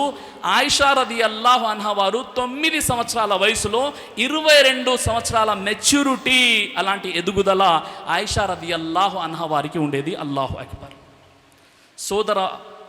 సోదరిమల్లారా, ఈరోజు ఎవరైతే ఇస్లాం ధర్మంపై బురద జల్లే ప్రయత్నం చేస్తున్నారో మన భారతదేశ చరిత్రని ఒక్కసారి మనం పరిశీలించినట్లయితే టైమ్స్ ఆఫ్ ఇండియా 12 జూన్ 2022లో స్వామినాథన్ అయ్యార్ అనేటువంటి ఒక ఫేమస్ హిందూ స్కాలర్ యొక్క ఆర్టికల్ వచ్చింది 12 జూన్ ఇదే నెలలో 2022. ఆయన ఏమంటున్నారంటే, మీరు ఇతరులను వేలెత్తి ఎందుకు చూపిస్తున్నారు? ఎందుకంటే తక్కువ వయస్సులో వివాహాలు జరిపించడం అనేది ఇతర దేశాల సంస్కృతి కాదు. ఈ 20వ శతాబ్దంలో కూడా మన భారతదేశంలో అనేక బాల్య వివాహాలు జరిగాయి, జరుగుతున్నాయి అని చెప్పారు. అలాగే యూనిసెఫ్ రిపోర్ట్ ఏంటంటే, మన ఈ భారతదేశంలో ఈ 21వ శతాబ్దంలో కూడా ప్రతి సంవత్సరం 15 లక్షల బాల్య వివాహాలు మన భారతదేశంలో ఈరోజు కూడా జరుగుతున్నాయి. అంతెందుకు సోదర మహాశివులారా, భారత జాతి పితామహుడు, స్వాతంత్ర సమరయోధుడు మహాత్మా గాంధీ గారి భార్య కస్తూరిబా గారిని వివాహం చేసుకున్నప్పుడు ఆ కస్తూరిబా యొక్క వయసు ఎంతో తెలుసా? 13 సంవత్సరాల వయసులో మహాత్మా గాంధీ గారు వివాహం చేసుకున్నారు. డాక్టర్ బిఆర్ అంబేద్కర్ గారు ఎవరైతే మన భారత రాజ్యాంగాన్ని రచించారో ఆయన రమాబాయి, ఆయన భార్య పేరు 9 సంవత్సరాల వయసులో రమాబాయి గారిని వివాహం చేసుకున్నారు డాక్టర్ బిఆర్ అంబేద్కర్ గారు. మన భారతదేశంలోని గణిత శాస్త్ర పితామహుడుగా పరిగణించబడినటువంటి శ్రీనివాస్ రామానుజం ఎవరైతే ఉన్నారో అతని భార్య జానకి 9 సంవత్సరాల వయసులో జానకి ఆయన పెళ్లి చేసుకున్నారు. అలాగే ఎవరైతే మీరు మాటి మాటికి మీడియాలోకి వచ్చేసి ముస్లింలపై బురద చల్లుతున్నారో, మీ వీర్ సావర్కర్ తన భార్యను 12 సంవత్సరాల వయసులో పెళ్లి చేసుకున్నాడు. ఈ విషయాలు మీకు అర్థం కావా? ఎప్పుడన్నా ఆలోచించేటటువంటి ప్రయత్నం చేస్తున్నారా? అంతేకాదు సోదర మహాశివులారా, ఇవన్నీ విషయాలు చూపించేసి అది తప్పు అని మేము చెప్పట్లేదు. ఆ రోజుల్లో వారికి ఆ విషయాలు అర్థమయ్యాయి, అలాంటి కల్చర్ ఉండేది, వారు వివాహాలు చేసుకున్నారు. ఈరోజు మా ముస్లిం సోదరులు ఎవరైతే ఉన్నారో వారు తమ పిల్లలకు పెళ్లి చేసే విషయంలో ఇక్కడున్న భారత రాజ్యాంగ చట్టాన్ని గౌరవిస్తూ మేము ముస్లింలము, ఇక్కడ ఉన్నటువంటి ఖురాన్ అనే చట్టాన్ని, అల్లా గ్రంథాన్ని విశ్వసిస్తాము, అదేవిధంగా మేము భారత రాజ్యాంగం వెలుగులో జీవితం గడుపుతామని ప్రతి ముస్లిం కూడా 18 సంవత్సరాల వయసు నిండిన తర్వాతనే తమ పిల్లలకు వివాహం చేసేటువంటి ప్రయత్నం చేస్తున్నారు. ఎవరైనా అనఫీషియల్గా వారి యొక్క సరైనటువంటి పరిజ్ఞానం లేని కారణంగా ఏ మతంలో ఉన్నప్పుడు కూడా వారు వారి ప్రాంతాల్లో బాల్య వివాహాలు అయితే జరిపిస్తున్నారు, అది వేరే విషయం. అయితే మన చరిత్రని కాస్త మనం పరిశీలించినట్లయితే శ్రీరాముల వారు ఉన్నారు. శ్రీరాముల వారి యొక్క వివాహము సీతా వారితో ఏ వయసులో జరిగిందో తెలుసా? శ్రీరాముల వారి వివాహము సీతమ్మ తల్లి వారితో 6 సంవత్సరాల వయసులో వివాహం జరిగింది. చరిత్ర సాక్ష్యం ఇస్తుంది. రామ్ స్వరూప్ ఆచార్య హైందవ పండితుడు సైతం ఈ విషయాన్ని వీడియో మీరు చూడవచ్చు యూట్యూబ్లో. రామ్ స్వరూప్ ఆచార్య చాలా ఫేమస్ స్కాలర్. ఆయన వాల్మీకి రామాయణాన్ని ప్రస్తావించి కూడా శ్రీరాముల వారి భార్య అయినటువంటి సీతాదేవి వారి వివాహం ఆయనతో 6 సంవత్సరాల వయసులో జరిగిందని చెప్పడం జరిగింది. 15 वर्ष की अवस्था राम जी की है विवाह के समय और 6 वर्ष की अवस्था सीता जी की. అలాగే శ్రీరాముల వారి యొక్క తమ్ముడు లక్ష్మణుడు ఎవరైతే ఉన్నాడో లక్ష్మణుడి యొక్క భార్య ఊర్మిళతో ఆయన వివాహం ఎప్పుడు జరిగిందంటే 4 సంవత్సరాల వయసులో జరిగింది. ఊర్మిళకు 4 సంవత్సరాలు ఉన్నప్పుడు ఆయన వివాహం చేసుకున్నారు. వాల్మీకి రామాయణం ప్రకారంగా శ్రీరాముల వారి వివాహం, లక్ష్మణుడి వివాహం ఒకే రోజు జరిగింది. సీతా గారి సొంత చెల్లి ఊర్మిళ, సీతా గారికి 6 సంవత్సరాలు ఉంటే ఊర్మిళకి 4 సంవత్సరాలు ఉన్నాయి. శ్రీరాముల వారు 6 సంవత్సరాల సీతాదేవి వారిని వివాహం చేసుకుంటే 4 సంవత్సరాల ఊర్మిళని లక్ష్మణుల వారు వివాహం చేసుకున్నారు. ఇది తప్పు అని మేము చెప్పట్లేదు. వారు మహనీయులు, వారు గొప్ప వ్యక్తులు. అలాంటి కాలాల్లో అలాంటి పద్ధతులు ఉన్నాయి, వారు చేసుకున్నారు. వాటిని తప్పు అని కించపరిచే మాట్లాడే ఏదైతే తత్వం ఉందో, ఏదైతే అలాంటి యాటిట్యూడ్ ఉందో దాన్ని ఇస్లాం వ్యతిరేకిస్తుంది. ఖురాన్లో సూర అల్ అనామ్ నంబర్ 6 ఆయతమ 108లో దైవం తెలుస్తున్నాడు, వలా తసబ్బుల్లదీన యదూన మిన్ దూనిల్లా, ఓ ముస్లిములారా, ముస్లిమేతరులు ఆరాధించే విగ్రహాలను, చిత్రపటాలను, దేవి దేవతలను మీరు దూషించకండి. వారు తమ అజ్ఞానం కారణంగా అల్లాను దూషిస్తారు. మీరు ఇతర దేవి దేవతల్ని మీరు దూషించకండి అని అల్లాహ్ సుబ్హానహు వ తఆలా కండిషన్ పెట్టాడు, షరతు పెట్టాడు. ఎవరైనా ఒక నాయకుడు తన స్వార్థం కోసం ఏదైనా కాంట్రవర్సీ స్పీచెస్ ఇచ్చాడు అనుకోండి, దానికి సామాన్య ముస్లింలకు ఎలాంటి సంబంధము లేదు. అయితే సోదర మహాశయులారా, వాల్మీకి రామాయణంలోని 47వ అధ్యాయం 3, 4, 5, 6 శ్లోకాలని కాస్త మీరు చూసినట్లయితే అక్కడ ఒక ప్రస్తావన ఉంటుంది, సీత వారి వయస్సుకు సంబంధించినటువంటి ప్రస్తావన. మారు వేషంలో వచ్చినటువంటి రావణుడికి సీతావారు తనకు తాను పరిచయం చేసుకుంటూ చెప్పిన విషయం ఏంటంటే, నా వివాహము తర్వాత 12 సంవత్సరాల పాటు ఇక్ష్వాకు వంశీ మహారాజు అయినటువంటి దశరథ రాజభవనములో నా భర్త అయిన రామునితో పాటు సకల ఆనందములు అనుభవించుచూ ఉన్నాను. ఆ తరువాత అరణ్యములకు వెళ్ళే నాటికి నా భర్త అయిన రాముని వయసు 25 సంవత్సరాలు, నా వయసు నేను పుట్టినప్పటి నుండి అరణ్యములకు వెళ్ళే నాటికి నా వయస్సు 18 సంవత్సరాలు అని సీతావారు చెప్తున్నారు. అంటే 6 సంవత్సరాల వయసులో సీతావారి వివాహం జరిగింది. 12 సంవత్సరాల పాటు దశరథ మహారాజు భవనములో తన భర్తతో పాటు చాలా సంతోషంగా ఉన్నారు. తర్వాత 18 సంవత్సరాల వయసులో ఆమె అరణ్యానికి వెళ్తున్నారు. చాలా స్పష్టంగా వాల్మీకి రామాయణంలో మీకు ఈ విషయం కనిపిస్తుంది. అదేవిధంగా హిత సూచన అనే పుస్తకాన్ని మీరు చూసినట్లయితే, బ్రాహ్మణులు తమ అమ్మాయిలను 8-9 సంవత్సరాల వయసులోనే వారు వివాహం చేసేవారు అని చాలా స్పష్టంగా హిత సూచన అనే పుస్తకంలో మీకు కనిపిస్తుంది. అలాగే హిందూ మత గ్రంథమైనటువంటి మనుస్మృతిని మీరు చూసినట్లయితే, మనుస్మృతిలోని 9వ అధ్యాయం 88వ మంత్రంలో ఉన్న విషయం ఏంటంటే, అమ్మాయి పుట్టగానే ఆమె పుష్పవతి కాకపోయినా తగు వరుడు దొరికితే వెంటనే అమ్మాయి వివాహం జరిపించవలెను అని మనుస్మృతి 9వ అధ్యాయం 88వ మంత్రంలో ఉంది. మనుస్మృతిలోని 9వ అధ్యాయం 90వ మంత్రాన్ని మీరు చూసినట్లయితే, అమ్మాయి పుష్పవతి అయిన తర్వాత తన తండ్రి ఇంట్లో 3 సంవత్సరాలు ఉండాలి. ఆ తర్వాత వెంటనే తన తండ్రి గనక అమ్మాయికి వివాహం జరిపించినప్పుడు ఆ అమ్మాయి ఎవరినైనా పెళ్లి చేసుకోవచ్చు, అది దోషము కాదని చెప్పడం జరిగింది. అలాగే మనుస్మృతిలోని 9వ అధ్యాయం 94వ మంత్రాన్ని మీరు చూసినట్లయితే, 30 సంవత్సరాల వ్యక్తి 12 సంవత్సరాల అమ్మాయిని వివాహమాడవలెను, 24 సంవత్సరాల వ్యక్తి 8 సంవత్సరాల అమ్మాయిని వివాహమాడవలెను అని ఇలా అనేక విషయాలు ఉన్నాయి. మరి ఇలాంటి విషయాలు ఉన్నప్పుడు ఒకరు మరొకరిపై బురద జల్లుకోవాలంటే ఎట్టి పరిస్థితుల్లో కాదు. ఆనాడు ఆ కాలంలో అలాంటి వివాహాలు జరిగేవి. ఈరోజు మనము మన చట్టం వెలుగులో, మన పరిపక్వత ఏదైతే మన నాలెడ్జ్ ఉందో ఆ వెలుగులో మనం చేసుకుంటూ వెళ్ళిపోతున్నాం. కానీ కొంతమంది మహనీయులు, మహానుభావులు ఎవరైతే ఉన్నారో వారి పేరు ప్రస్తావిస్తూ మనం ఇలా వారు చేశారని చెప్పడం అది అజ్ఞానం తప్ప మరేమి కాదు. సోదర మహాశివులారా, ఆయిషా రదియల్లాహు అన్హా వారి వివాహం ఏదైతే ఉందో సహీ బుఖారీలో 6 సంవత్సరాల వయసులో వివాహం జరిగి 9 సంవత్సరాల వయసులో ఆయిషా రదియల్లాహు అన్హా వారు కాపురానికి వెళ్ళారు. ఉందా అండి అంటే ఉంది. ఆ రోజు అలాంటి వివాహాలు జరిగేవి.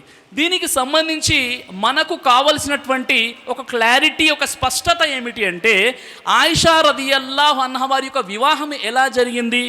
ఎప్పుడైతే ఖదీజా రదియల్లాహు అన్హా వారు ఈ ప్రపంచాన్ని వదిలి వెళ్ళిపోయారో, ఖదీజా రదియల్లాహు అన్హా వారు ముహమ్మద్ ప్రవక్త సల్లల్లాహు అలైహి వసల్లం వారి యొక్క అడుగులో అడుగు వేసి ఆయన కష్ట సుఖాలలో అనేక విధాలుగా ముహమ్మద్ సల్లల్లాహు అలైహి వసల్లం వారిని వెన్ను తట్టి, నీవు నిజమైనటువంటి సత్య ప్రవక్తవు, నీతో పాటు అల్లా ఉన్నాడు అని అనేక సందర్భాలలో ఆయనకు భరోసానిస్తూ అనేక విధాలుగా ఇస్లాం ధర్మ వ్యాప్తి కోసం తన ధనాన్ని ఖర్చు పెట్టి అనేక విధాలుగా అండదండలుగా ఉన్నటువంటి ఖదీజా రదియల్లాహు అన్హా వారు ఎప్పుడైతే చనిపోయారో అప్పుడు ముహమ్మద్ సల్లల్లాహు అలైహి వసల్లం వారు శోక సముద్రంలో మునిగిపోయారు. చాలా బాధలో ఉన్నారు. ఆ బాధ తన సహచరులు అయినటువంటి ఎవరైతే సహబాలు ఉన్నారో వారు కూడా బాధకు గురైపోయారు. అప్పుడు ఉస్మాన్ బిన్ మజూన్ అనేటటువంటి ఒక సుప్రసిద్ధ సహబీ ఎవరైతే ఉన్నారో ఆయన యొక్క భార్య ఖౌలా బిన్తే హకీమ్ అనేటటువంటి స్త్రీ ముహమ్మద్ సల్లల్లాహు అలైహి వసల్లం వారి వద్దకు వచ్చేసి, ఓ ముహమ్మద్ సల్లల్లాహు అలైహి వసల్లం వారు, మీరు ఇంకో వివాహం చేసుకోండి అని సలహా ఇవ్వడం జరిగింది. అప్పుడు ప్రవక్త ముహమ్మద్ సల్లల్లాహు అలైహి వసల్లం వారు, ఎవరు ఉన్నారు అంటే, మీరు వితంతు కావాలంటే వితంతు ఉన్నారు, కన్య కావాలంటే కన్య ఉన్నారు. ఎవరున్నారు అంటే సౌదా బిన్తే జమా ఆమె వితంతురాలు, ఆయిషా రదియల్లాహు అన్హా ఆమె కన్య, మీరు ఎవరినన్నా పెళ్లి చేసుకోండి అని చెప్పడం జరిగింది. ఆ తర్వాత సౌదా బిన్తే జమా ఆల్రెడీ ఆమె వితంతుని పెళ్లి చేసుకున్నారు. ఆ తర్వాత 3వ వివాహం హజరత్ ఆయిషా రదియల్లాహు అన్హా వారితో జరిగింది. అయితే అయితే ఆయిషా రదియల్లాహు అన్హా వారి యొక్క వివాహం ఏదైతే ఉందో, ఒక స్త్రీ విశ్వాసురాలు ఆయన ముందు వచ్చేసి ఒక ప్రతిపాదన పెట్టడం జరిగింది. అప్పుడు ముహమ్మద్ సల్లల్లాహు అలైహి వసల్లం వారు, నీవు వెళ్ళి వారి తండ్రి అయినటువంటి అబూబకర్తో మాట్లాడు అని చెప్పడం జరిగింది. అబూబకర్ సిద్దీక్ రదియల్లాహు అన్హు వారు చాలా హ్యాపీగా, సంతోషంగా ఈ విషయాన్ని అంగీకరించడం జరిగింది. ఒకవేళ ఆయిషా రదియల్లాహు అన్హా వారు వివాహానికి సంసిద్ధులుగా లేనట్లయితే, ఇక్కడ చరిత్ర మనకు సాక్ష్యం ఇస్తుంది, ఆయిషా రదియల్లాహు అన్హా వారికి ముహమ్మద్ సల్లల్లాహు అలైహి వసల్లం వారి కంటే ముందే ఒక వ్యక్తితో నిశ్చితార్థం జరిగింది. ఆ వ్యక్తి పేరు ముతీమ్ ఇబ్నే జుబైర్. ముతీమ్ ఇబ్నే జుబైర్ అనేటటువంటి వ్యక్తితో ముహమ్మద్ సల్లల్లాహు అలైహి వసల్లం వారి కంటే ముందే ఆయిషా వారికి నిశ్చితార్థం జరిగిపోయింది. తర్వాత క్యాన్సిల్ అయిపోయింది, రద్దయిపోయింది. ఎందుకో తెలుసా? అప్పుడు నిశ్చితార్థం జరిగిన తర్వాత వారు ఏకేశ్వర ఉపాసకులుగా మారిపోయారు, ఇస్లాం ధర్మాన్ని స్వీకరించారు. ఈ కారణంగా ఆ అబ్బాయి తరపున వారు ఈ వివాహాన్ని రద్దు చేసుకున్నారు. అంటే అప్పటికే ఆయిషా రదియల్లాహు అన్హా వారు వివాహానికి సిద్ధంగా ఉన్నారు అనేది ఇక్కడ చాలా స్పష్టంగా మనకు అర్థమవుతుంది. మరో విషయం ఏంటంటే, అక్కడ అమ్మాయి యొక్క తండ్రి అయినటువంటి అబూబకర్ గారు ఎవరైతే ఉన్నారో, ఆయన చాలా సంతోషంగా ముహమ్మద్ ప్రవక్త వారికి తన కూతుర్నిచ్చి పెళ్లి చేశారు. ఆయిషా రదియల్లాహు అన్హా వారు కూడా చాలా సంతోషంగా వివాహం అనేది చేసుకోవడం జరిగింది. మరో విషయం ఏంటంటే, ఈ వివాహం అనేది దైవ ప్రవక్తల వివాహాలు స్వతహాగా జరగవు, సృష్టికర్తనటువంటి దైవం ద్వారా జరుగుతాయి. మనం సామాన్య మానవులం, బలహీనులం. దైవ ప్రవక్తలు మానవోత్తములు, వారు దైవంతో మాట్లాడుతారు, వహీ వారిపై అవతరిస్తుంది. ఖురాన్లో సూర అల్ హజాబ్ సూర నంబర్ 33 ఆయత నంబర్ 50 మరియు 52 ప్రకారంగా దైవ ప్రవక్త అయినటువంటి ముహమ్మద్ సల్లల్లాహు అలైహి వసల్లం వారి యొక్క వివాహాలు ఎన్నైతే జరిగాయో, ఇవన్నీ కూడా అల్లా చిత్త ప్రకారంగా జరిగాయి. అందుకే అల్లా సుబ్హానహు వ తఆలా ఖురాన్లో తెలియజేస్తున్నాడు, ఇక ఈ వివాహాల తర్వాత ఇంకో వివాహాన్ని ఓ ప్రవక్త నీవు చేసుకోకూడదు, వారి స్థానంలో కూడా ఇంకొకరిని నువ్వు తీసుకురాకూడదు అని దైవ ప్రవక్త ముహమ్మద్ సల్లల్లాహు అలైహి వసల్లం వారికి ఒక కండిషన్ పెట్టడం జరిగింది. ఏ వివాహాలు అయితే జరిగాయో ఇవన్నీ కూడా అల్లా చిత్త ప్రకారంగానే జరిగాయి. ఎప్పుడైతే హజరత్ ఆయిషా రదియల్లాహు అన్హా వారితో వివాహం జరిగిందో, ఆయిషా రదియల్లాహు అన్హా స్వతహాగా తెలుస్తున్నారు. సహీహ్ బుఖారీ హదీస్లోని మహాప్రవక్త ముహమ్మద్ సల్లల్లాహు అలైహి వసల్లం వారు తెలియజేశారు, ఓ ఆయిషా, నిన్ను దైవదూత ఒక పట్టు వస్త్రంలో చుట్టి నా వద్దకు తీసుకురావడం జరిగింది. అప్పుడు నీ ముఖం పోయినటువంటి వస్త్రాన్ని తొలగించి చూస్తే అప్పుడు నువ్వు, అంటే ఆయిషా, అప్పుడు నేను అనుకున్నాను దైవ చిత్తం అయితే నిస్సందేహంగా నా వివాహం జరుగుతుంది అని నేను అన్నాను అని ఆయిషా రదియల్లాహు అన్హా వారు తెలియజేస్తున్నారు. అంటే ఆయిషా రదియల్లాహు అన్హా వారి యొక్క వివాహం ముహమ్మద్ సల్లల్లాహు అలైహి వసల్లం వారితో ఇది సొంత వివాహం కాదు, సకల లోకాల సృష్టికర్తనటువంటి ప్రభు అల్లా నిర్ణయించాడు ఈ వివాహాన్ని. ఆ తర్వాత 9 సంవత్సరాల వయసులో ఏదైతే కాపురానికి వెళ్ళారు అన్న విషయం ఏదైతే ఉందో, ఈ విషయానికి సంబంధించి అబూబకర్ సిద్దీక్ రదియల్లాహు అన్హు వారి యొక్క కూతురు అయినటువంటి ఆయిషా రదియల్లాహు అన్హా వివాహం ముహమ్మద్ సల్లల్లాహు అలైహి వసల్లం వారితో మక్కాలో జరిగింది. మదీనాకు హిజ్రత్ వెళ్ళిన తర్వాత అబూబకర్ వారు ముహమ్మద్ ప్రవక్త వారి వద్దకు వచ్చేసి అంటున్నారు, ఓ ముహమ్మద్ సల్లల్లాహు అలైహి వసల్లం, నీ భార్య అయిన ఆయిషాను ఇంటికి తీసుకెళ్ళడానికి, మీ ఇంటికి తీసుకెళ్ళడానికి ఏ విషయం ఆటంకంగా ఉంది అంటే, అప్పుడు ముహమ్మద్ సల్లల్లాహు అలైహి వసల్లం వారు అంటున్నారు, మెహర్ ఆటంకంగా ఉంది, మెహర్ ఇవ్వడానికి లేదు కాబట్టి నేను ఆగి ఉన్నాను చెప్పడం జరిగింది. అల్లాహు అక్బర్. ఏ తండ్రి అయినా తన కూతురితో ఈ విషయం ఎప్పుడు చెప్పగలుగుతాడు? తన భార్యగా తన కుటుంబాన్ని అన్ని విధాలుగా చూసుకునేటటువంటి అలాంటి స్థైర్యము, అలాంటి శక్తి, అలాంటి విషయం ఉన్నప్పుడే కదా తండ్రి అడుగుతాడు. తన కూతురు వివాహానికి అన్ని విధాలుగా ఆమె సరిపోతుందా లేదా అన్న విషయం తండ్రికి, తల్లికే తెలుస్తుంది కదా. అబూబకర్ స్వతహాగా అంటున్నారు, ఓ ప్రవక్త, నీ భార్య అయినటువంటి ఆయిషాని మీరు తీసుకువెళ్ళిపోండి, ఏ విషయం ఆటంకంగా ఉందంటే మెహర్ ఆటంకంగా ఉంది అని చెప్పడం జరిగింది. మరో విషయం ఏంటంటే, ఆనాడు యూదులు ఉన్నారు, ఆనాడు ముష్రికులు, బహుదేవోపాసకులు ఉన్నారు, మజూసి ఉన్నారు, అగ్ని పూజారులు ఉన్నారు, ఇస్లాం ధర్మానికి బద్ద శత్రువు అయినటువంటి అబూ సుఫియాన్ ఉన్నాడు, ఒతబా ఉన్నాడు, చాలా మంది ఉన్నారు.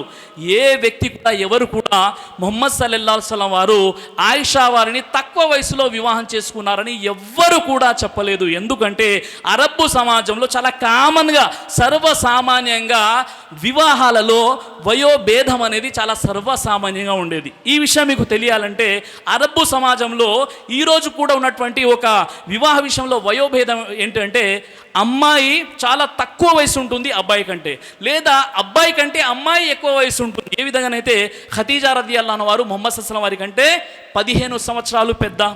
అదేవిధంగా జైద్ బిన్ హారిస్ రదియల్లాహు అన్హు వారి యొక్క వివాహం ఎవరితో జరుగుతుంది?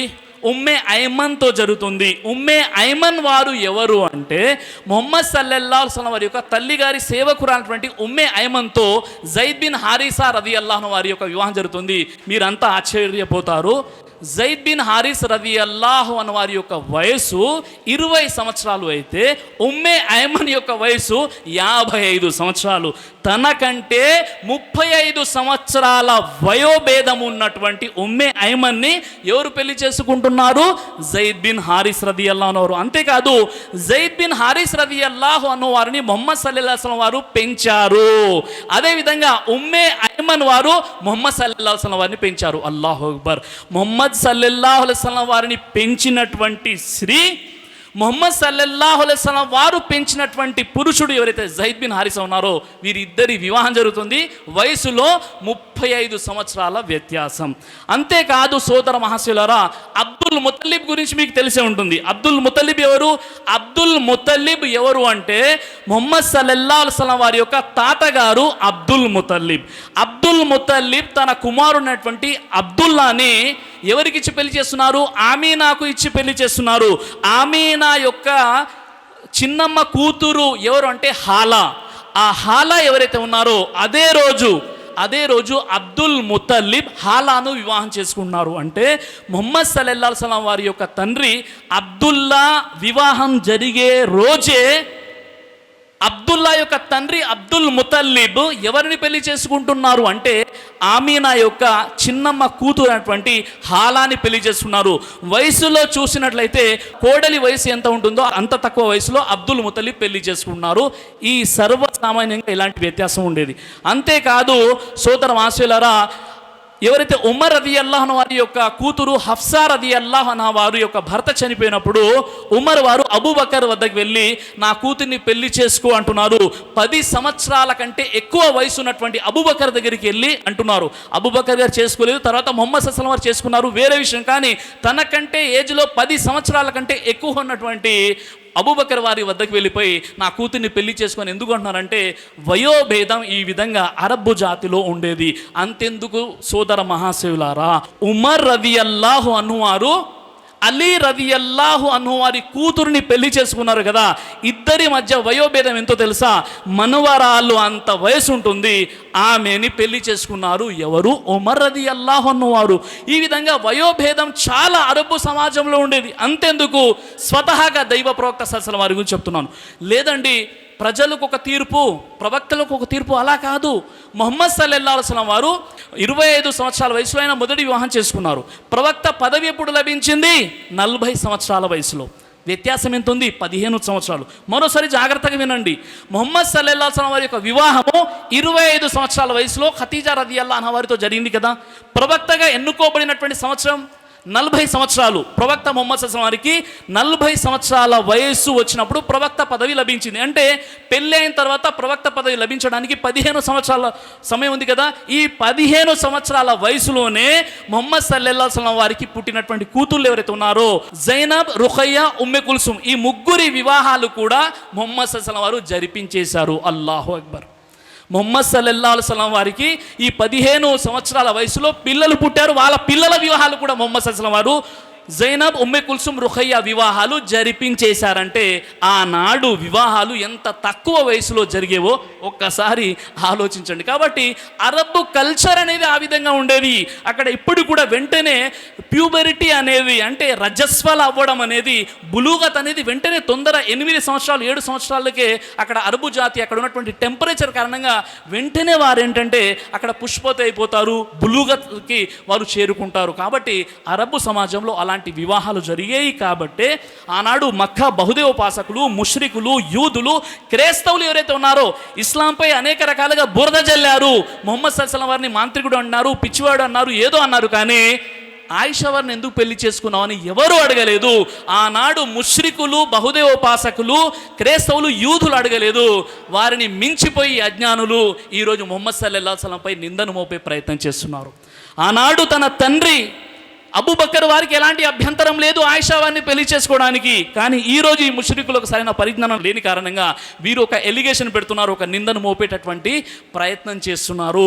ఇలా చెప్పాలంటే పురాణాల్లో కూడా అనేక విషయాలు ఉన్నాయి, కానీ అలాంటి చర్చలు, కాంట్రవర్సీగా ఉండే విషయాలు ఇప్పుడు కూడా నేను మాట్లాడము. ఎందుకంటే ఇస్లాం నాకు అనుమతించదు. ఎస్పీ గారు ఒకరు ఉన్నారు, ఆయన నాకు ఫోన్ చేశారు, ఎలాంటి కాంట్రవర్సీ విషయాలు చెప్పొద్దన్నారు. అంటే ఇంతకంటే ముందు ఒక ప్రోగ్రామ్ గురించి చెప్తున్నాను. నేను చెప్పాను, సార్ మీరు చెప్పమన్నా చెప్పను, ఎందుకంటే ఇస్లాం మాకు అనుమతించదు. ఇస్లాం అనుమతించదు. Islam communal harmony, national integration, universal brotherhood, మత సామరస్యం, జాతీయ సమైక్యత, విశ్వ మానవ సౌభ్రాతృత్వ భావనలు ఇస్లాం పెంపొందిస్తుంది. మేము ఈ కాంట్రవర్సీ ప్రసంగాలు చేసుకుంటూ మేము ఉండం, ఎందుకంటే మా ధర్మం అలాంటి బోధన మాకు చేయలేదు కాబట్టి. సోదర మహాశయులారా, ఆయిషా రదియల్లాహు అన్హా వారిని వివాహం చేసుకోవడంలో ముహమ్మద్ సల్లల్లాహు అలైహి వసల్లం ఏదైతే వివాహం చేసుకున్నారో ఒక మహత్తరమైనటువంటి, మహోన్నతమైనటువంటి లక్ష్యం ఒకటి మనకు కనిపిస్తుంది. అది ఏంటి అంటే మీరు ఆశ్చర్యపోతారు ఈ విషయం తెలిస్తే. ముహమ్మద్ సల్లల్లాహు అలైహి వసల్లం వారి యొక్క భార్య అయినటువంటి ఆయిషా రదియల్లాహు అన్హా వారితో ఎప్పుడైతే వివాహం జరిగిందో, నబువత్ అంటే నబవీ శకం, ప్రవక్త పదవి లభించిన 11వ సంవత్సరం ఆయిషా రదియల్లాహు అన్హా వారి యొక్క వివాహం షవ్వాల్ నెలలో జరిగింది. అయితే హిజ్రత్ కంటే 3 సంవత్సరాల కంటే ముందు రమదాను నెలలో చనిపోయారు ఖతీజా రదియల్లాహు అన్హా వారు. ఆమె చనిపోయిన తర్వాత ఏదైతే నబువత్ శకం అంటే నబవీ శకం 11వ సంవత్సరంలో ఆయిషా రదియల్లాహు అన్హా వారితో ముహమ్మదు రసూలుల్లాహ్ సల్లల్లాహు అలైహి వసల్లం వివాహం ఏదైతే జరిగిందో, దాంపత్య జీవితంలో కేవలం ఆయిషా రదియల్లాహు అన్హా వారు ముహమ్మద్ సల్లల్లాహు అలైహి వసల్లం వారితో 10 సంవత్సరాలు మాత్రమే ఉన్నారు. ఈ 10 సంవత్సరాల్లో ఆయిషా రదియల్లాహు అన్హా వారికి పిల్లలు పుట్టలేదు. ముహమ్మద్ సల్లల్లాహు అలైహి వసల్లం వారికి పుట్టినటువంటి పిల్లలు ఎవరైతే ఉన్నారో, జైనబ్, ఉమ్మె కుల్సుమ్, రుఖయ్య, ఫాతిమా, ఖతీజా రదియల్లాహు అన్హా వారి ద్వారా పుట్టారు.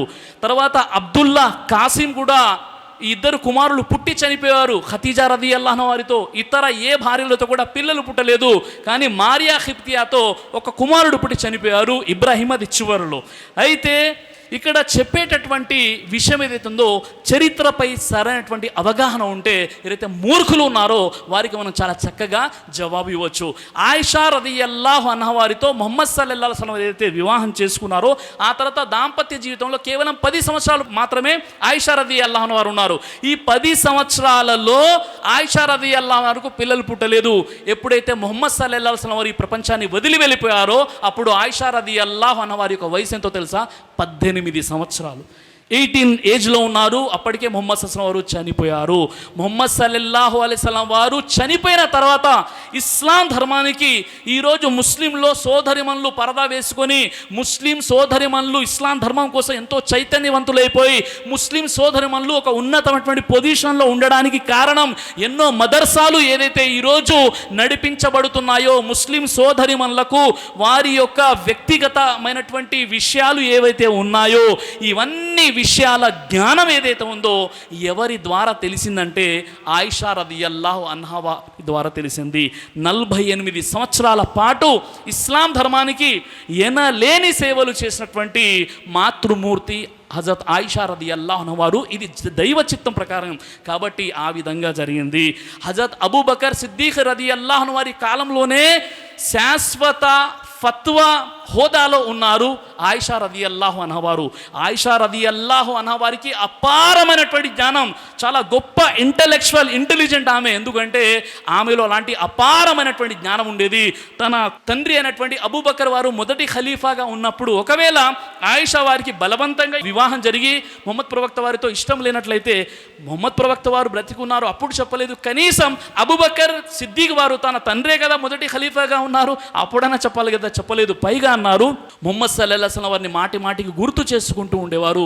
ఎప్పుడైతే వైవాహిక జీవితంలో ఉన్నారో తన భర్త ఎప్పుడు తనతో పాటే ఉండాలి అనేటటువంటి తలంపును కలిగి ఉండేవారు. ఆ కాలంలో కూడా తనకు ఎలాంటి సమస్య ఉన్నట్టుగా ఏ హదీసులో కూడా మనకు కనిపించదు. అబూబకర్ సిద్దీక్ రదియల్లాహు అన్హు వారి యొక్క మొదటి ఖలీఫా కాలంలో శాశ్వత ప్రాతిపదికపై ఫత్వా పీఠాధిపతి యొక్క హోదాని పొందారు ఆయిషా రదియల్లాహు అన్హా వారు.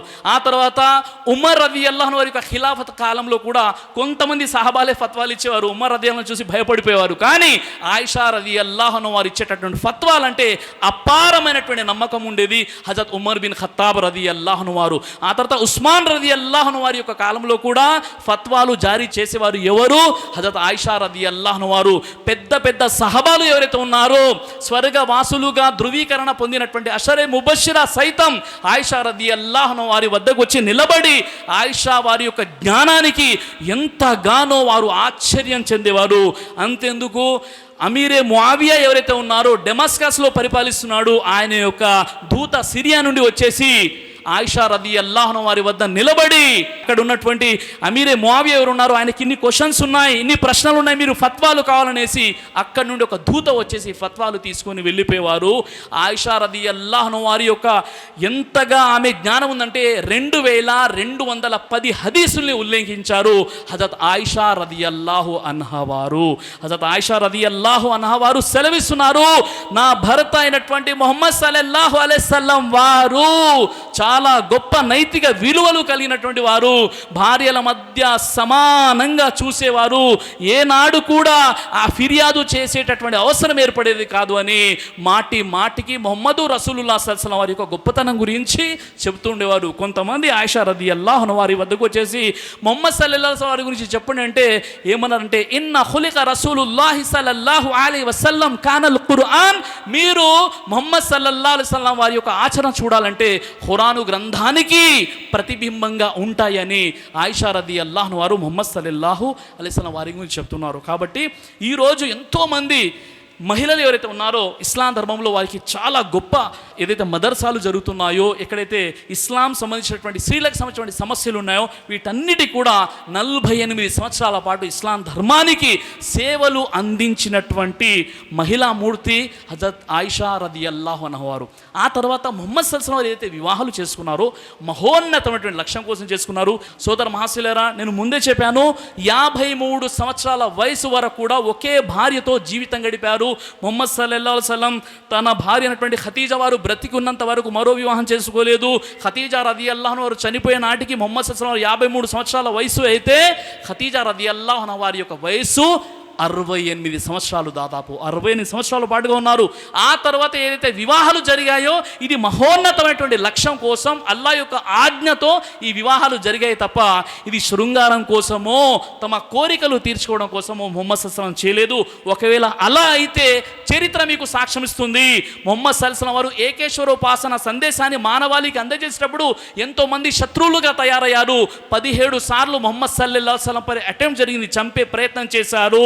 ముహమ్మద్ సల్లల్లాహు అలైహి వసల్లం వారిని అనరాని మాటలు ఉన్నారు, పెట్టరాని ఇబ్బందులు పెట్టారు. అందులో ఒక ఉతబా వచ్చాడు. రోజు రోజుకి ముస్లింల సంఖ్య పెరిగిపోతుంది, ఏకేశ్వరోపాసులుగా పెరిగిపోతున్నారు, ఏం చేయాలి? ముహమ్మద్ సల్లల్లాహు అలైహి వసల్లంతో ఏదో రాజీ చేసుకుందామని ఉతబా వచ్చాడు. వచ్చేసి చెప్పాడు, ఓ ముహమ్మద్ సల్లల్లాహు అలైహి వసల్లం, మీరు ఈ సందేశాన్ని ఆపండి. మీరు ఈ సందేశాన్ని గనక ఆపితే మేము మీకు ఈ యొక్క మక్కా, ఈ అరబు దేశానికి నాయకుడుగా చేస్తాము. మొదటి ప్రతిపాదన. రెండో ప్రతిపాదన, ఈ అరబ్ కమ్యూనిటీలో ఉన్నటువంటి తెగలు ఉన్నటువంటి అందమైన అమ్మాయిలను తీసుకొచ్చి మీకు వివాహం చేపిస్తాము. రెండో ప్రతిపాదన. మూడవ ప్రతిపాదన వారు చెప్పినటువంటి విషయం ఏంటంటే, మీకు కావలసినంత ఐశ్వర్యాన్ని, డబ్బుని తీసుకొచ్చి మీకు ఇస్తామని 3 ప్రతిపాదనలు పెట్టారు. అప్పుడు ముహమ్మద్ సల్లల్లాహు అలైహి వసల్లం వారు, మీరు నా కుడి చేతిలో సూర్యుని, ఎడమ చేతిలో చంద్రుని పెట్టినా నేను ఈ సందేశాన్ని ఆపనని చెప్పారు.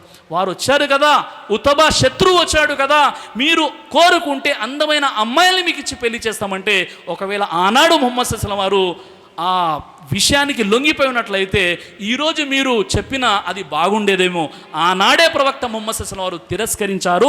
తన 53 సంవత్సరాల పాటు ఒకే ఒక స్త్రీతో, అది కూడా వితంతు, తనకంటే 15 సంవత్సరాలు పెద్ద అయినటువంటి ఖదీజా రదియల్లాహు అన్హా వారు, ఆమె చనిపోయే నాటికి 68 సంవత్సరాలంటే ఎవరైనా ఒక యువకుడిగా ఉండి తన భార్య వృద్ధాప్యంలో ఉన్నట్లయితే ఎవరికైనా వివాహం చేసుకోవాలనిపిస్తుంది. కానీ ముహమ్మద్ సల్లల్లాహు అలైహి వసల్లం వారు మరో వివాహం చేసుకోలేదు, ఖదీజా వారు బ్రతికున్నంత వరకు. ఆ తర్వాత సౌదా బింతే జమానీ ప్రవక్త ముహమ్మద్ సల్లల్లాహు అలైహి వసల్లం వారు ఎప్పుడైతే ఖదీజా వారి తర్వాత వివాహం చేసుకున్నారో, ఆ సౌదా బింతే జమా రదియల్లాహు అన్హా వారు ఎవరు అంటే, ఆమె ఇస్లాం ధర్మాన్ని స్వీకరించి అల్ సక్రా అనేటువంటి వ్యక్తితో వివాహం జరిగి ఆమె అబిసీనియా దేశానికి వలస వెళ్ళిపోయారు. వలస వెళ్ళిపోయి తర్వాత మక్కా పరిస్థితులు బాగుపడగానే తిరిగి మక్కాకు వస్తుంటే మార్గ మధ్యంలోనే అల్ సక్రాన్ ఎవరైతే ఉన్నాడో చనిపోయాడు.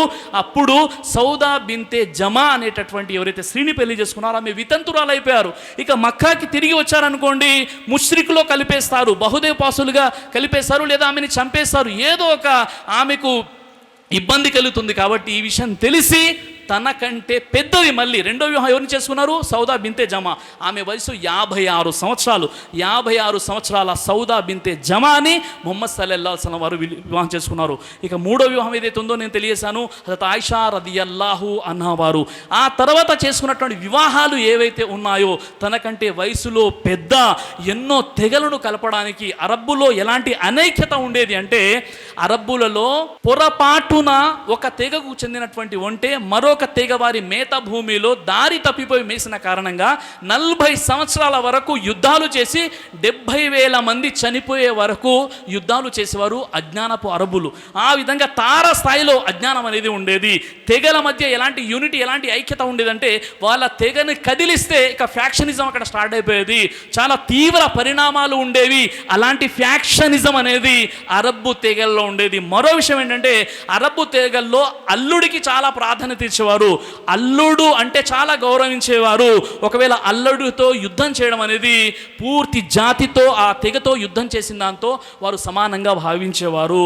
కాబట్టి చిన్న చిన్న విషయాలకు కొట్టుకొని చచ్చిపోయే రేసిజం ఉన్నటువంటి ఆ అరబ్బు తెగలను కలపడానికి దైవ చిత్త ప్రకారంగా ముహమ్మద్ సల్లల్లాహు అలైహి వసల్లం వారు వివాహం చేసుకున్నారు. ఉదాహరణకి ఉమ్మే సల్మా ముహమ్మద్ సల్లల్లాహు అలైహి వసల్లం యొక్క భార్య. ఈమె బను మగ్దూమ్ తెగకు చెందినటువంటి స్త్రీ. బను మగ్దూమ్ తెగకు సంబంధించినటువంటి వారు ఎవరు? హజరత్ Khalid bin Walid Abu Jahl Banu Makhzum తెగకు సంబంధించినటువంటి వారు. జంగే ఉహద్లో ఖాలిద్ బిన్ వలీద్ ముస్లింలకు అపారమైన నష్టం కలిగించాడు. ఎప్పుడైతే వారి తెగ నుండి ఉమ్మే సల్మాని ముహమ్మద్ సల్లల్లాహు అలైహి వసల్లం వారు వివాహం చేసుకున్నారో వెంటనే నెమ్మదిగా ఇస్లాం గురించి ఆలోచించడం మొదలుపెట్టాడు. తన హృదయం మెత్తబడిపోయింది. తర్వాత ఇస్లాం ధర్మాన్ని స్వీకరించడం జరిగింది ఖాలిద్ బిన్ వలీద్ రదియల్లాహు అన్హు వారు. సుబ్హానల్లా. అదేవిధంగా బను నజీర్, బను ముస్తలిహ్ తెగలు ఎలా ఉండేవంటే చాలా ఫ్యాక్షనిజం వారిలో ఉండేది. ఎప్పుడైతే జువేరియా రదియల్లాహు అన్హా వారిని ఎప్పుడైతే ముహమ్మద్ సల్లల్లాహు అలైహి వసల్లం వారు వివాహం చేసుకున్నారో వెంటనే ఆ తెగవారు ఆ యుద్ధాలు చేయడం అక్కడ మానివేశారు. అదేవిధంగా ఉమ్మే హబీబా బింతే అబూ సుఫ్యాన్. ఉమ్మే హబీబా ఎవరు? అబూ సుఫ్యాన్ యొక్క కూతురు. ఇస్లాం ధర్మాన్ని నామరూపాలు లేకుండా చేస్తాను అని ప్రతినబూనినటువంటి వ్యక్తి అబూ సుఫ్యాన్ యొక్క కూతురు ఉమ్మే హబీబా ఎవరైతే ఉన్నారో, ఈ ఉమ్మే హబీబా ఉబేదుల్లా అనేటటువంటి వ్యక్తి వివాహ బంధంలో ఉన్నారు. వారు ఏం చేశారంటే ఇస్లాం ధర్మాన్ని స్వీకరించి తమ విశ్వాసాన్ని కాపాడుకోనికి అబిసీనియా వెళ్ళిపోయారు.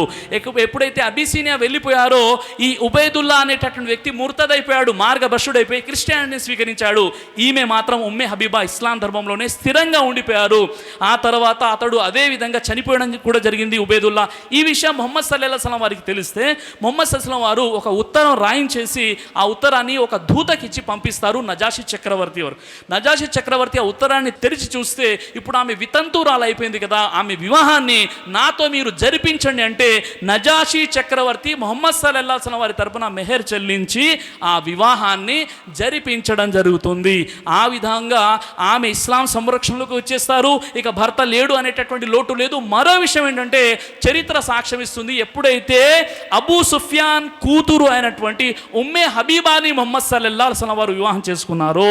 ఆ తర్వాత అబూ సుఫ్యాన్ ముస్లింలకు వ్యతిరేకంగా కుట్రలు పన్నడం అనేది మానేశాడు అని చరిత్ర మనకు సాక్ష్యం ఇస్తుంది. ఆ తర్వాత ఫతే మక్కా సందర్భంగా అబూ సుఫ్యాన్ ఇస్లాం ధర్మాన్ని కూడా స్వీకరించడం జరిగింది.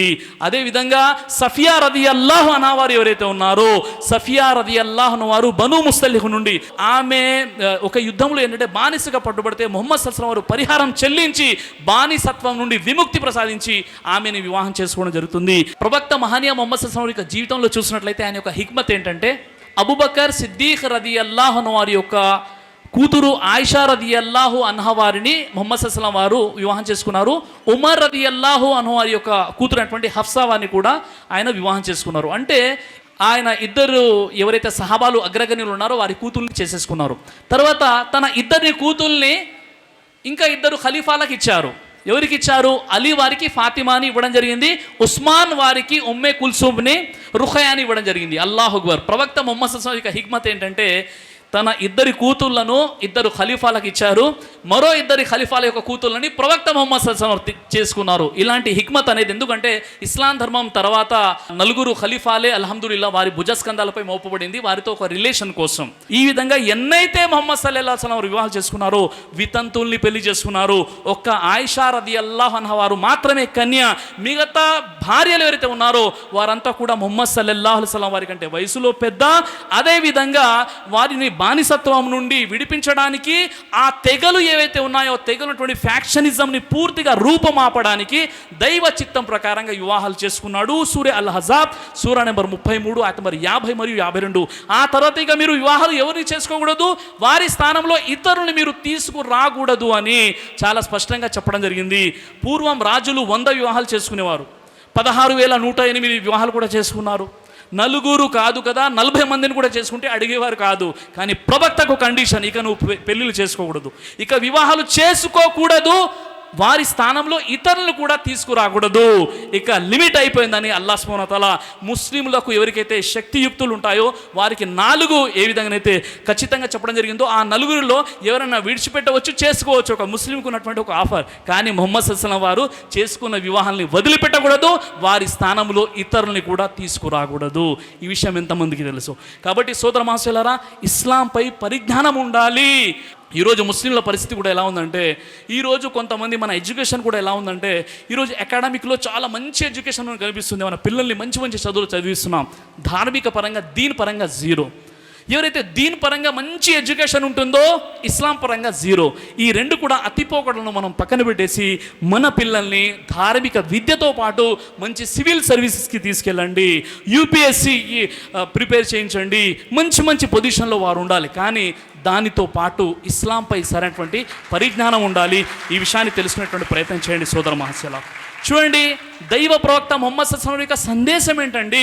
తన పొరుగువాడు ఆకలిగా ఉండి తాను మాత్రం కడుపు నిండా భుజిస్తే ఆ వ్యక్తి ముస్లిం కాజాలడు అని దైవ ప్రవక్త ముహమ్మద్ సల్లల్లాహు అలైహి వసల్లం వారు తెలియజేశారు.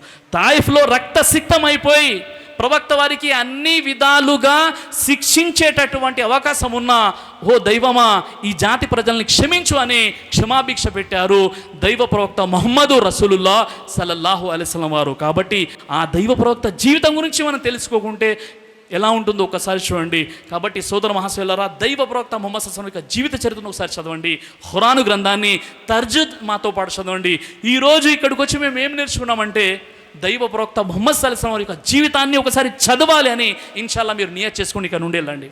రెండో విషయం, సృష్టికర్త అల్లాహ్ సుబ్హానహు వ తఆలా పంపినటువంటి ఖురాను గ్రంథాన్ని ఒక్కసారి చదవాలి అనేటటువంటి ఆలోచనతో ఇన్షాల్లా ఇక్కడ నుండి వెళ్ళండి. ఇక అలాగే సోదర మహాశయులారా, ఈరోజు ఎవరైతే ఇస్లాంపై బురద జల్లే ప్రయత్నం చేస్తున్నారో, రకరకాలుగా ఇస్లాం ధర్మాన్ని నామరూపాలు లేకుండా చేయాలనే ప్రయత్నం చేస్తున్నారో, ఈరోజు ఎవరైతే అజాన్ని నిషేధించాలని అనుకున్నారో, ఖియామత్ వరకు కూడా అజాన్ని ఎవరు నిషేధించలేదు. కానీ ఎవరైతే ఎలిగేషన్ పెడుతున్నారో వారు ఖియామత్ వరకు ఉండరు. అలాగే ఎవరైతే ఈరోజు ఇస్లాం ధర్మాన్ని నామరూపాలు లేకుండా చేస్తామని ఎవరైతే చెప్తున్నారో, ఆనాడు ఫిరాన్, హారూన్, హామాన్ లాంటి పెద్ద పెద్ద వ్యక్తులు ఏం చేయలేకపోయారు. మీరు ఏం చేస్తారు చెప్పండి? ముస్లిం సోదరులు నిన్న జరిగినటువంటి కార్యక్రమం, జేఏసీ జాయింట్ యాక్షన్ కమిటీ ఒక ప్రోగ్రామ్ ఏర్పాటు చేసింది. కర్నూలులో నిన్న నా ప్రసంగం జరిగింది. 25,000 to 30,000 గ్యాదరింగ్ ఉంది. విపరీతమైన వర్షం పడుతుంది. ఒక్క వ్యక్తి అంటే ఒక వ్యక్తి అక్కడ నుండి కదలలేదు. ఇది ముస్లింలో ఉన్నటువంటి ఒక చైతన్యం, అల్హమ్దులిల్లా. కాబట్టి సోదర మహాశయులారా, ఇస్లాం ధర్మం అనేది త్యాగాలు, ఖుర్బానీ, సాక్రిఫైస్ ద్వారా ఈరోజు నిలబడింది. ఈరోజు యూరప్లో అన్ని మతాల కంటే ఎక్కువగా ఈరోజు ఇస్లాం ధర్మం అనేది వ్యాప్తి చెందుతుంది. మీరు ఎంతైతే నామరూపాలు లేకుండా చేస్తామని అంటున్నారో అంతకంటే ఎక్కువగా ఈరోజు ఇస్లాం ధర్మం అనేది ముందుకు వ్యాప్తిస్తుంది.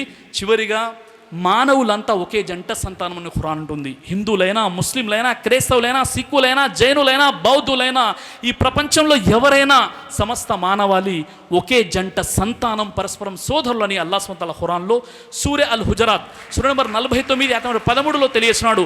యా అయ్యుహన్నాసు ఇన్నా ఖలఖనాకుం మిన్ జకరిన్ వ ఉన్సా వ జఅల్నాకుం షుఊబన్ వ కబాయిల లితఅరఫు ఇన్న అక్రమకుం ఇందల్లాహి అత్కాకుం ఇన్నల్లాహ అలీమున్ ఖబీర్.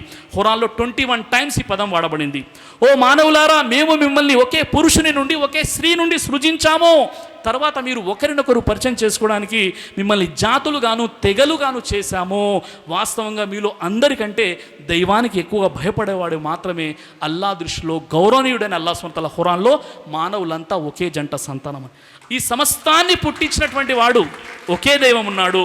ఎప్పుడైతే ఒక్క దైవాన్ని మనం ముక్కలు ముక్కలుగా చేశామో మనం కూడా ముక్కలు ముక్కలుగా విడిపోయాం. దేవుడు నువ్వు ఒక్కడివి కాదు దేవుడా, నువ్వు చాలామంది ఉన్నారని దేవునిపై నిందలు మోపేశారు.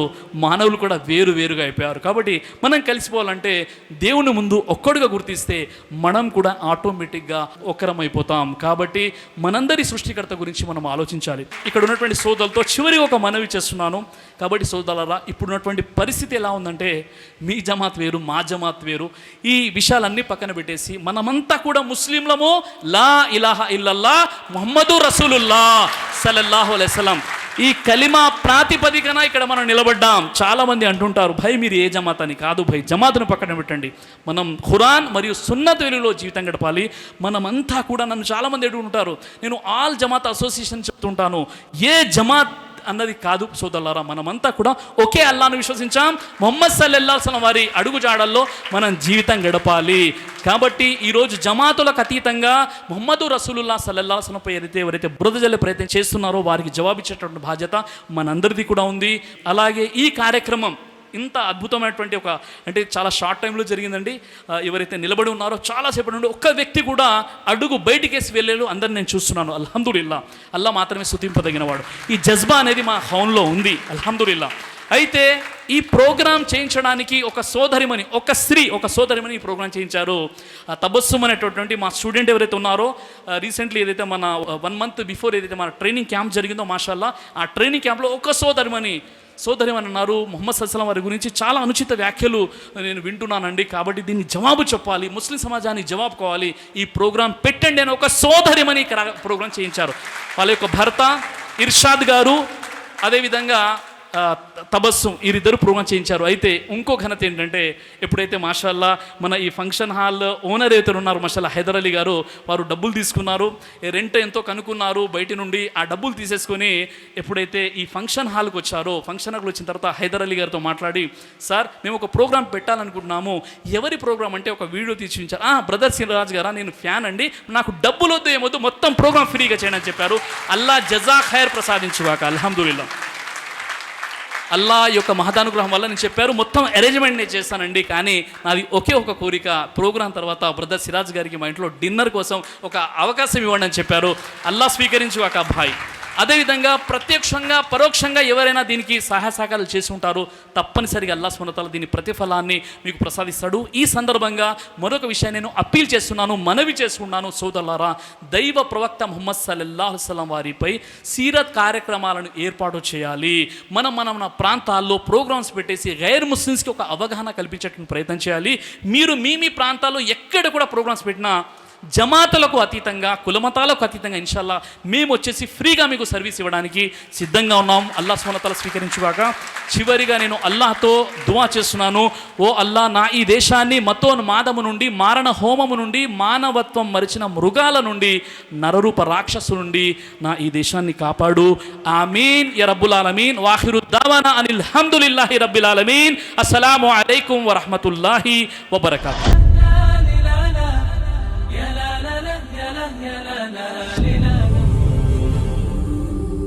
బ్రదర్ సిరాజ్ అని యూట్యూబ్ ఛానల్ని మీరు సబ్స్క్రైబ్ చేసినట్లయితే ఇన్షాల్లా దేవచిత్తం అయితే మీకు వీడియోస్ వస్తుంటాయి. అదేవిధంగా బ్రదర్ సిరాజ్ అనేటటువంటి ఫేస్బుక్ని కూడా లైక్ చేయడం వల్ల మీకు వీడియోస్ వస్తుంటాయి.